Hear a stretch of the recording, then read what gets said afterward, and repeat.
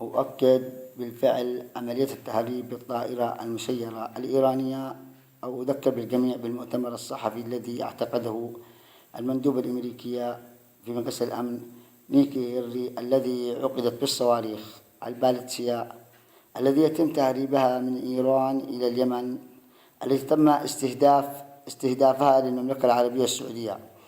أعتقد اليوم أننا في مشهد بالتأكيد يوادي في تلك اللحظة، ولكن يبقى بالفعل نحن أمام عمليات تحتاج وقفة وعمل جاد من قبل الحكومة الشرعية.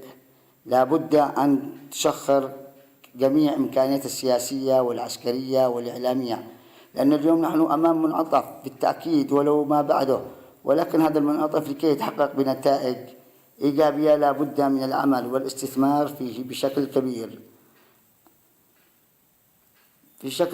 اليوم بريطانيا وأمريكا، هذه الدولتان طبعا قدمت تحركا سريعا في اتجاه تغيير المشهد في اليمن.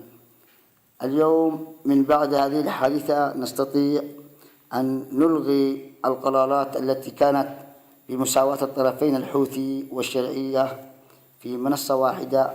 اليوم نستطيع أن ننقذ هذا القرار، بإمكان أن نتعامل بهذا القرار بشكل مختلف، وإننا نملك في اليمن آلاف الجنود، وبالذات في مأرب وفي جميع الجمهورية اليمنية، أن يقوموا بالضغط العسكري من حسم معركة صنعاء، لأنه إذا استطاع الجيش في نهم بالدخول إلى صنعاء ستكون المعركة العسكرية طبعا مختلفة. نحن بانتظار ساعات مهمة، تحديدا خلال الساعات المقبلة بالنسبة للشرعية بالخط الدبلوماسي والخط العسكري والإعلامي القادم. ممكن أن يتحول أو تتغير ما حصلت في